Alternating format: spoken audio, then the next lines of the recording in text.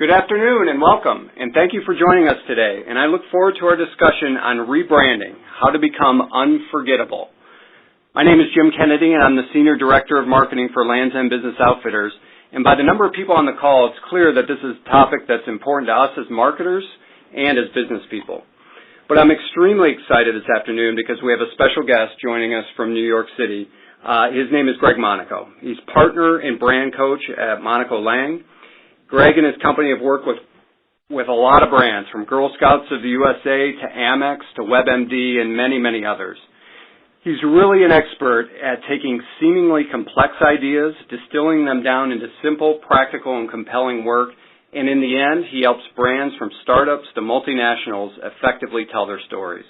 But before I turn over to Greg, let me take you through a few simple housekeeping items and our agenda. First, the webinar will last about 30 minutes. You'll be able to mute, you're all on mute, but you'll be able to submit questions as we go by typing them in the box on the bottom left-hand side of your screen. Additionally, there will be 2 worksheets available to you to download at the end of the webinar. These will help you begin a rebranding discussion within your own organization and plan for apparel needs for your new brand. So with that, let me introduce Greg Monaco. Greg, we're extremely excited to have you here. I'll have you take it away. Jim, thanks. I hope everybody can hear me okay here.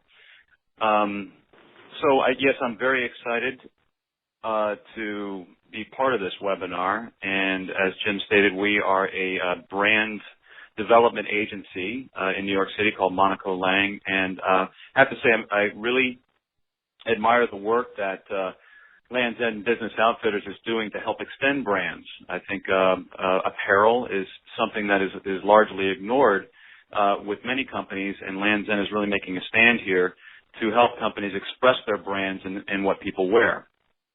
So without further ado, I'd like to go ahead and get started here. And we have a chat function here in this webinar, and I invite you guys to participate in this webinar and give us some feedback on some of the questions I might be asking. And Jim, I invite you to participate as well. So my first question right out of the box here is, this word is very slippery, it's hard to define, and I just want to get your impressions of what you think this word means. Brand. So, hey, Greg, I'll start. A brand often means to me and people I speak with also firstly represented by a logo. And I think that's an accurate assessment of what a lot of people think, a logo or, a name or a tagline. And those are all part and parcel of what a brand really does represent.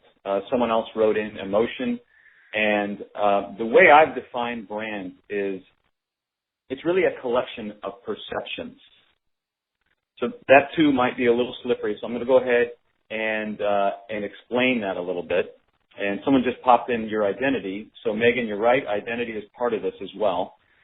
So here is a model of what internal stakeholders, when they come together to form a company or create something together, they have a perception of what that is. They have their own definition of what they're trying to bring into the world. And on the other side, you've got customers and prospects. Those are the people you're marketing to, and they too have a perception of it. And the interesting thing is brands play right in the middle space. They're almost like they're like a third party in this equation. So that's why we call it a collection of perceptions. So nobody owns a brand. All you can really hope to do as marketer is influence what people think of your brand. Okay? So that could be a scary definition for people, but the good news is with the advent of social media, that this dialogue is happening anyway. So let me show you an example of really a pinnacle of a brand. So I was taking my kids down to Orlando, Florida for a trip to Disney World, though we didn't tell them we were going to Disney World. But Orlando does something really cheap. What they do is they put these mouse ears all over the highway signs. And as we were driving down, the kids saw this, and mind you, we didn't tell them we were taking to Disney World, but they figured it out. They looked at those mouse ears and they said, what are the mouse ears doing there? And then all of a sudden, the minivan that we rented just turned into a rave. It was a party in the van. Just when that symbol they saw elicited so much emotion with the kids that they saw a future for themselves that wasn't available before. And that is really the power of a brand. Now, Disney took 100 years to develop their brand. And they did a great job with it, obviously. And that is really what we hope to do as brand developers, is to make your brand into an icon that elicits emotion. So I have another question for everybody here. What do you think of when you see this logo? What are some of the perceptions you have when you see this logo? So somebody just popped in 24-hour news, worldwide, trust, great. Anybody else? Informative, good. Valid, 24 hours, factual, good. Objective with a question mark. That's great. How about this one? What do you guys think of when you see this? Oh boy, someone wrote.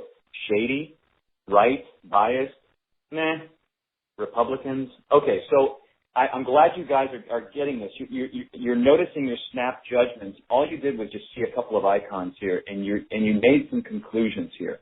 Here's what's interesting about these two brands, okay? They both operate in the same industry. They both report on the same events. It's just that they have a very clear voice. They understand where they're coming from. They understand who they're appealing to. So my question to you guys is, beyond the news, what are you consuming? The news channels you like to watch. Somehow you're identified with those in a certain way. They somehow complete the story that you're creating for yourself. So beyond the news, what are you consuming? I have another interesting anecdote for you. There's a street in New York City called the Diamond District, and you can walk into one of 100 places to buy a diamond solitaire ring or a tennis bracelet, and you can bring that home and surprise your significant other with something special. But what happens if you put it into one of these boxes? Just pop in love. Someone says love, someone says money, ooh la la, special, expensive. Someone wrote, I wish. Someone said Tiffany, and then I would say, yes, it is Tiffany, but really what does that mean for somebody? If you put that regal. See, it's amazing what happens to the product when you put it into this box. Now, arguably, the products that you could buy on 47th Street might be as good, if not better than Tiffany, but you put it in this box, something happens to that product. And that's really the power of a brand. So beyond product, what are you really buying here? So this is all about brands offering you the chance to be an active character in story, which helps you author your own story. So think about the shoes you wear, or the watch you have, or your eyewear. You are completing a story about yourself in whatever purchase you make, the car you drive especially. And really, people who develop brands really have an understanding of the power of this. So if you're going to get anything out of this webinar, one thing I want you to do is just stop selling products and start telling stories. The stories are really the powerful way to make sure you get your brand message across. So why stories? Why are stories so important? You might be hearing this word, storytelling. It's sort of a popular word right now. And I'm going to tell you why stories are really important. And I'm going to tell you a story about that. So we found some little mice droppings in my house a while ago, and I pulled out one of these things. And my 7-year-old son bounced up, and he looked at that. He didn't know what it was. He never saw one of these things before. And he asked, what's that? So I gave him the gruesome details. But he asked a great question. He said, what if they figure it out? And that is a good question. And you know what? A mouse could probably figure out a mousetrap. Maybe it gets its little paw out of there fast enough.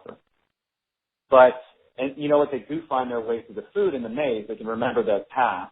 So a mouse does have the capacity to learn. The difference between mice and us, the fact that the mice have no capacity for language, so the mouse can't go up to his buddy and say, hey, you see that hunk of Parmesan? Just keep on walking. See, with us, we have the capacity for language, so we can tell people our experiences. And how do we tell people our experiences? Through stories. So we as marketers have a problem with storytelling. We like to tell people, you know what, that's a logical argument. I can see the facts in that. The problem is that really appeals to a part of the brain that is terrible for recall. And on a separate occasion, I could take you all through the brain, but neuroscientists have talked about that this neocortex part of the brain that deals with analysis and language actually isn't the part of the brain we need to appeal to. That part of the brain can only remember the equivalent of a phone number. Now think about how hard it is to remember your own home phone number. I have a difficult time with it. But to prove the point here that we need to access different parts of our brain, the more emotive parts of the brain, in order to have an effective story and a memorable story, I'm going to tell you about one guy who created the most memorable phone number in history. And it was back in the 1980s, and if anybody on this call is from the 80s, they might remember a song. Can anybody type in that phone number from the song? Oh my God, I've got like 600 chat messages here. Everybody knows this number. Tommy Two-Tone. The song is called Jenny, 8675309. Now, why do you remember that number? Because what Tommy Two-Tone did was he put it into a part of the brain that deals with emotion. It's stuck. Music deals with emotion, and it's stuck. That's what I think, that's what us as marketers need to do. We need to appeal to emotional parts of the brain for us to remember. And here we go. The goal of any brand is to connect to the market with emotion and relevance, which is the same goal as storytelling. So I'm going to give you a model for storytelling so you can unpack this for your own brands. We've been telling stories for 17,000 years. These are the cave paintings of Lascaux. And there is a story in this cave painting. And the story has three elements: a hero, a villain, and passion. Okay? A hero, we all understand what the hero is, and you need to have darkness to have light, so you need to have a villain in there. But passion, this is another interesting term here, because this is what the hero accesses within themselves to defeat the villain. Well, let's go into an example here. I hope everybody has seen this movie, small-time boxer in a tough town, Philadelphia, Pennsylvania in the wintertime. Does anybody know who the hero of this movie is? Rocky, exactly. How about the villain? Anybody remember the villain? Come on, someone has to remember the villain. Julia, I understand you don't remember the villain. Yeah, Apollo Creed. There we go. And someone wrote in the Russian guy. That was Ivan Drago. But it's the same story over and over again. You can watch Rocky, 36 times, or you can watch the whole franchise of Rocky. It's the same story. So you got Rocky, who's the hero. You got Apollo, who's the villain. And then what's Rocky's passion in this movie? What does he have to access from himself to defeat Apollo? There's something that drives Rocky throughout this whole movie. Yeah, someone wrote to be a winner, pride. Good. This is what I wrote. He wants to be somebody. And really, he accesses that part of himself throughout the movie. So you can take, someone wrote self-victory, exactly. So you can take really any Hollywood movie and run it through this model, and you'll come out with different things for Hollywood movies. Now, this translates to brands. So let's talk about this brand. I'm sure everybody on the phone is familiar with this brand, Harley Davidson. They're the hero. Who's the villain for Harley Davidson? Does anybody want to give a shot? Boredom. Someone wrote The Man. Good. Squares, that's excellent. Complacency. Foreign bikes. So someone wrote foreign bikes. So it's not the competition here. It's deeper than the competition. This is something that this brand is standing for in the world. And what I wrote was convention. So what is the passion here? What is this brand helping people access? To help defeat. Oh, someone got it. Stefan wrote freedom. Yep. Exactly. Individuality is what Lisa wrote. These are great answers. Exactly. Power and freedom. So the next thing that I want you to do is I want you to do a little self-reflection on your brands, the brands that you represent. Is it clear, your hero, your villain, and your passion? If it's not, it might be time for you to really investigate this, because this helps you get clear about how you position yourself moving forward. Greg, one of the things that struck me in that discussion, which I think is very powerful, is that in your hero villain, you're not mentioning so Harley did not mention the competition per se. Right. Is that common? I think it could be a common perception that my villain is the person I compete with down the street. No, it is not your villain in your own story. Brands are built from within. So if you're going to make a stand in the world, you want to make sure that you are helping the customer and being of value to your customer in some way. So by putting the bullseye on your competition, you're not being of value to your customer. There's something deeper. I hope that's a good answer for you guys. Okay, so the next part of this is I want to get into really some rebranding tells. So really, this is within your own organization. These are some things that you can look out for if a rebrand is on the horizon for you. There are four pieces here. One is called subjectivitis. So this is when you hear people running around, well, I don't like yellow. And remember that image that we put in that direct mail piece? Well, you know what? We should use that for that, because I really like that image. Well, when people have their own personal opinions about the direction of the brand, that's what we call subjectivitis. It's actually quite dangerous because it fragments the brand, because the brand is up to everybody's own individual taste. The second thing is multiple voices. So perhaps you have salespeople who are out there pitching the work, pitching the product or service, and you hear something from one salesperson, and you hear something completely different from another salesperson about how they're expressing the value of the company. So if you have multiple voices within the organization, that's trouble. The organization should be coming from one voice. The third thing is resigned shrugs. And this is about, well, you know what? We make washing machines, and everybody else makes washing machines, and they're really all the same. So it all just comes down to price.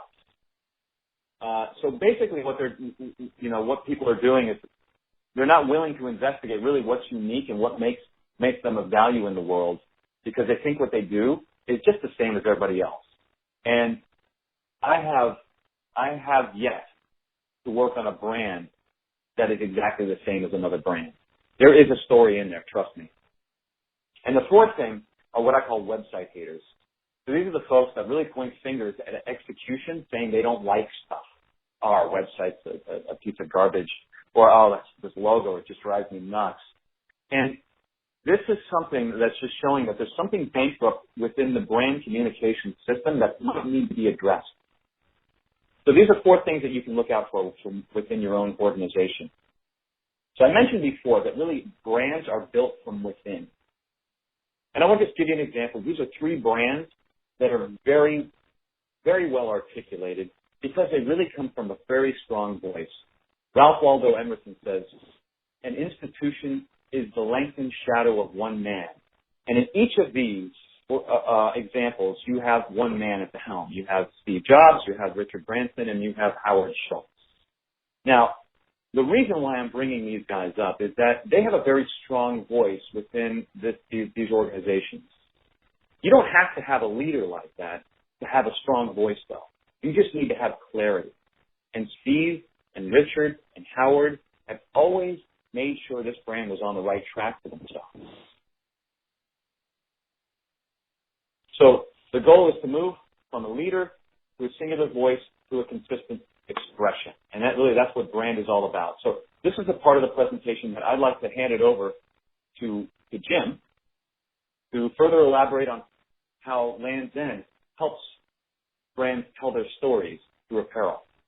No, thanks, Greg, and that was really insightful and really gave me a lot to think about, especially the hero, villain, and passion. I think that's something that we need to think about here internally at Land's End Business Outfitters, but really insightful. So thanks for that, and just a reminder to everyone, I'm going to walk through a few slides, but please start sharing your questions. We've had a few come in, but please start sharing your questions of Greg, and we'll address those here in just a few moments.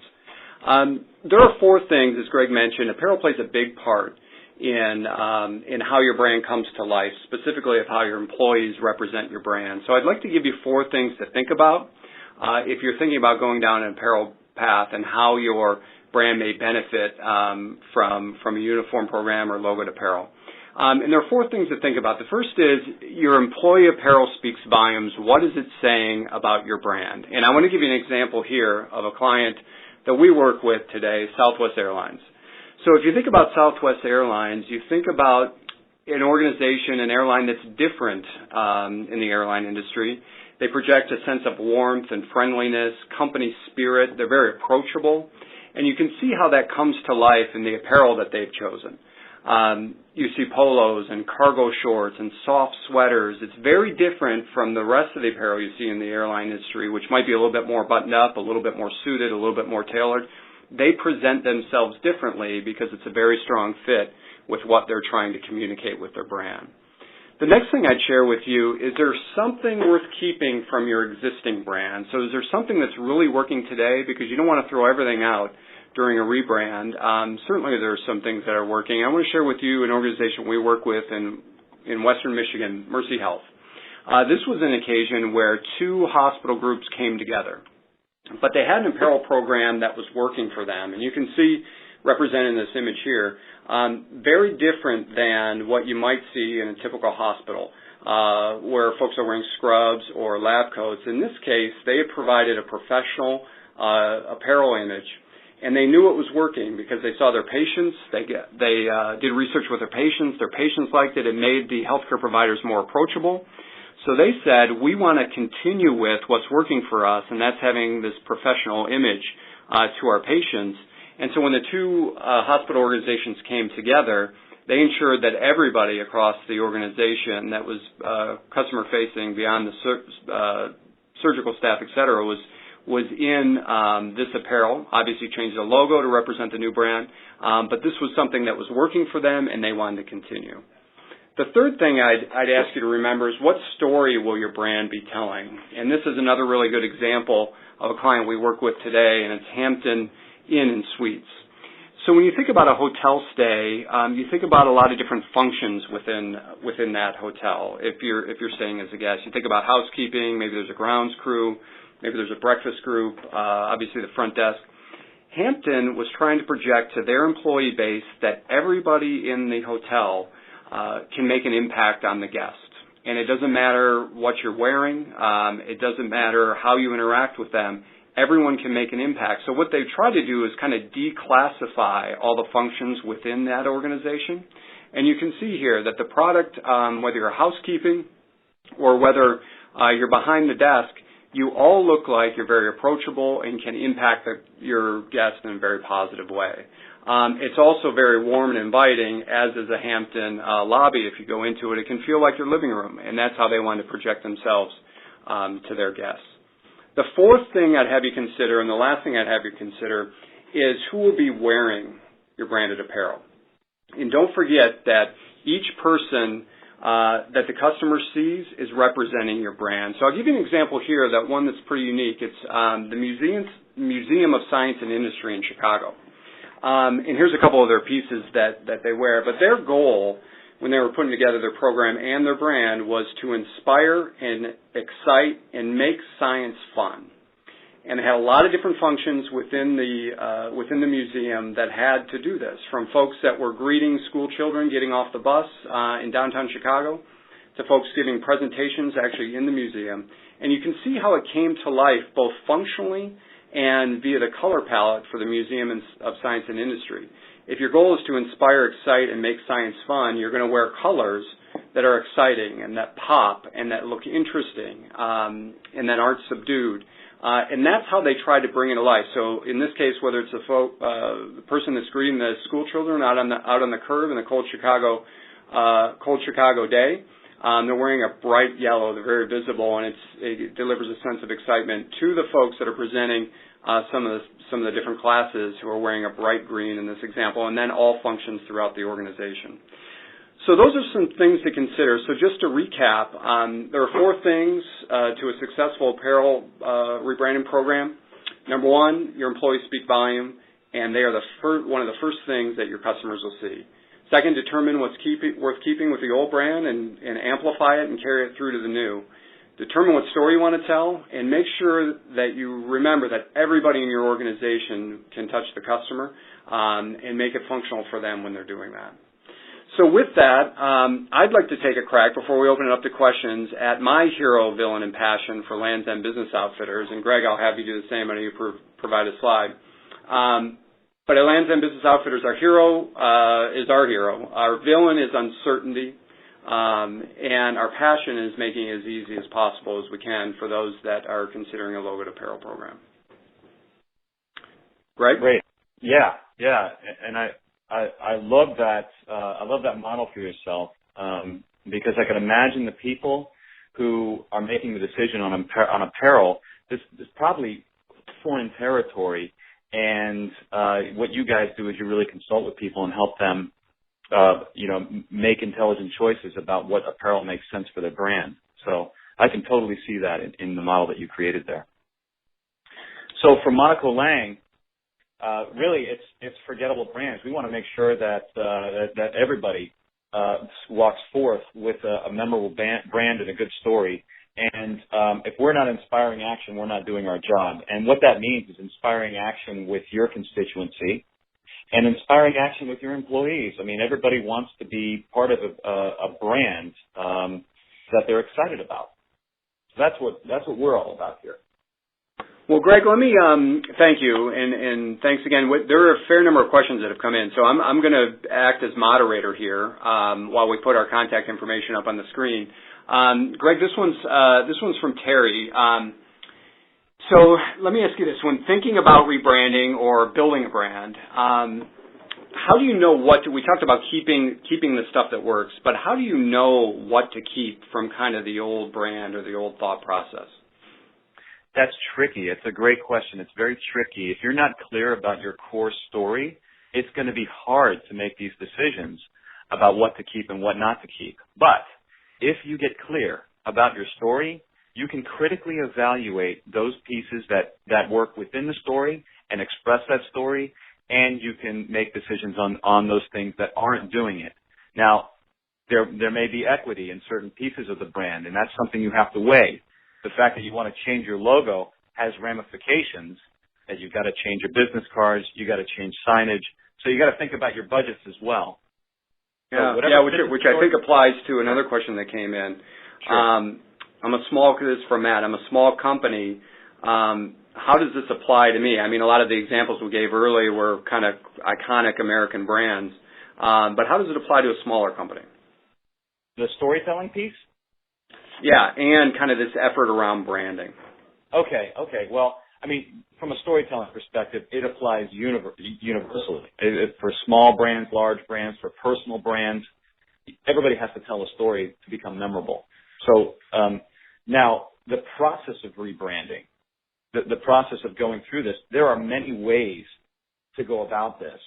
As long as you're clear about who you are and your story, you can help direct people in creating communications that make sense for you. And there's a lot of tools out there, like crowdsourcing, for example. A lot of people crowdsource names and logos.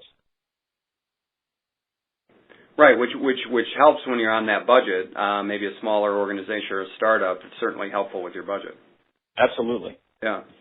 So what are some of the things, and this one's from Kara, what are some of the biggest watch-outs or pitfalls you see when going through a branding or rebranding process?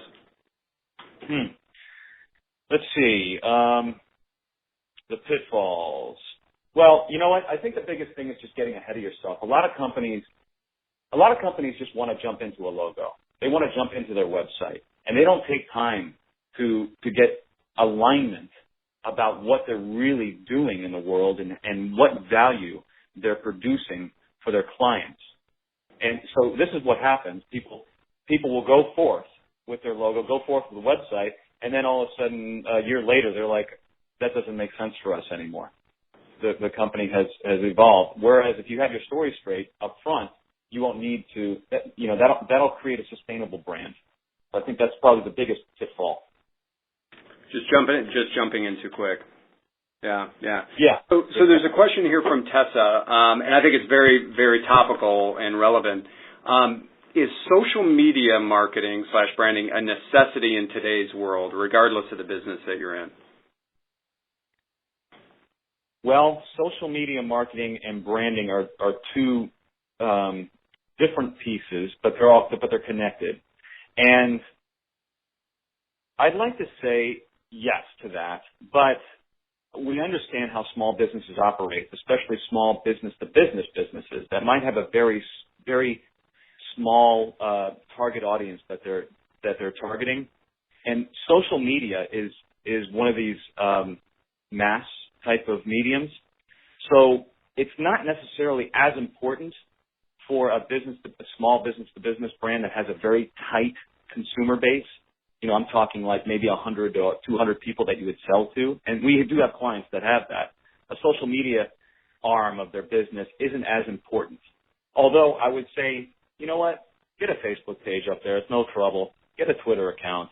And, it's almost like a business card today. You should have all that stuff. It's just putting a program together for it might not be as important for some companies. Yeah, one of the things that we have found here is that it often turns into an extension of customer service.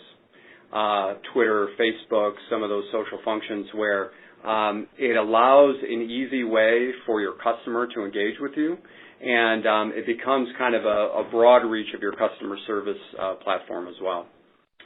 I've got a question here that's probably for me from Diana, and the question is, once you determine the core brand, how does a large national company test uniform selection to ensure that they are functional, yet communicating that the staff are approachable?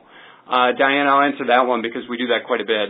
I think one of the things that is most important here is doing what we call a wear test. And depending on the number of locations that you have, you can outfit a certain number of stores within your organization, a certain number of locations or branches, whatever industry you're in, and do before and after testing.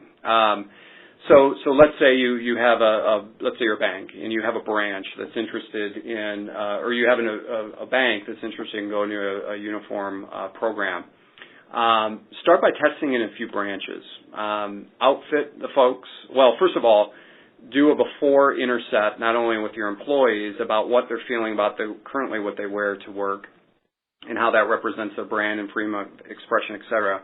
But then also do a few intercepts if you can with your customers. Ask them questions like the current uniform program that they're wearing allows me to approach the staff. And I think when you do that, I know when you do that, we've done it many times, it gives you a baseline of what your current program is saying not only to your employees and your customers. Then we go through something we call a wear test, where you outfit a certain number of locations in a uniform program that you think you may go to, and then go and post-test and say, based on the new uniform program, how do you feel about all these attributes that we just discussed? So it's a pretty it's certainly a necessary step because when you move to an apparel program, it's one that you want to make sure you're doing right, and we think we can help you with that, and hopefully we can. So let me ask Deanna, I hope that answered the question. If not, certainly feel free to reach out to me directly. My contact information is on the screen, and I'm happy to discuss it a little bit further.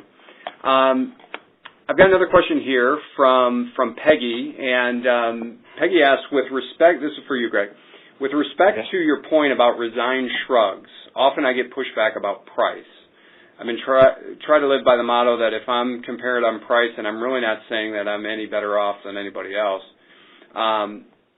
So it's important to differentiate. So I think maybe that wasn't much a question as it was a statement regarding price competition. Can you comment on that at all, Greg? Yeah.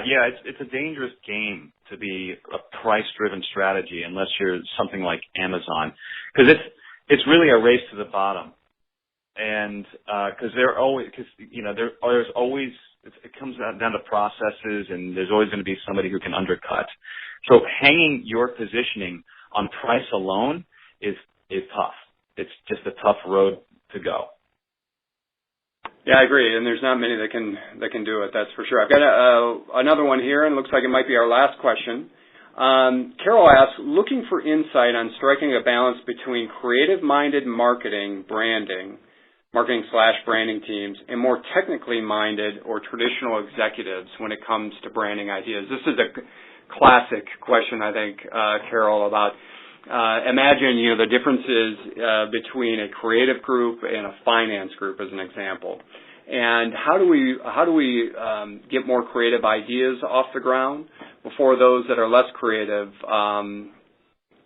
may not be so excited about them, and it may not get them moving forward. Does that make sense, Greg? Yeah, so if I understand the question, it's how do you enroll some of these more left-brained individuals into a right-brained activity? Is that correct? I think that's it. Well, going back to the core story, the hero-villain passion, if you can involve those guys, if they are key stakeholders in the business and have accountability for the direction of the company, if you can involve those folks early on in the creative process of creating the brand, so unpacking, strategically the hero, villain, and passion, and start to have creative conversations with them about why you're making decisions about how you're executing, the colors you choose, the typefaces you have, the tone of voice you create. That's going to, and have them have a say in that process. That's going to create your buy-in early on in that process. Throwing work in front of them, a fully executed website or a fully executed ad or a piece of collateral, might be greeted with resistance if they don't understand where the brand is coming from. No, that's a very good point. It's kind of it's got to be sequential a little bit, right? I think what you're saying is kind of building blocks to get buy-in across the organization. Yeah, I mean, really, the hero, villain, passion model that we use at Monaco Lang is meant for alignment. It's an alignment tool. Great. So one last question, and then we'll thank everybody for attending. But before we answer this last question, I just want to remind everyone there's 2 downloadable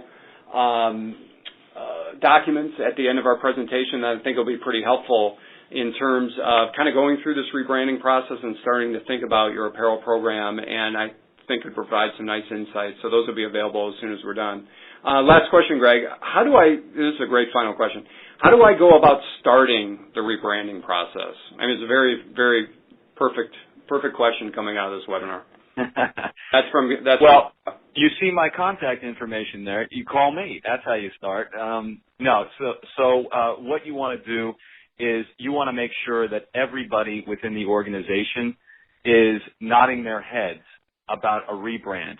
And there's a point when that happens, when they see that the future of their brand isn't going in the direction of the future of the company. When they clearly see that misalignment, that's where the rebrand starts. And then we can go to the work of really understanding the company, understanding, what the company is out to create and out to stand for in the world. And, through the steps, we have a very specific process we bring our clients through, but we go through the steps of the rebranding. And then you start to execute on that, which means the logo, the website, and all of those foundational branding elements that you're used to understanding. Great. Well, that was our last question. And again, I would like to thank everyone who participated in the discussion today, and also specifically thank Greg Monaco from Monaco Lang. Greg, very insightful information. And I hope we're able to answer questions and provide some insights, and we appreciate everyone's participation today. So thanks again, and I hope everyone has a great weekend. Thanks, Greg. Thank you, Jim. Bye, everybody.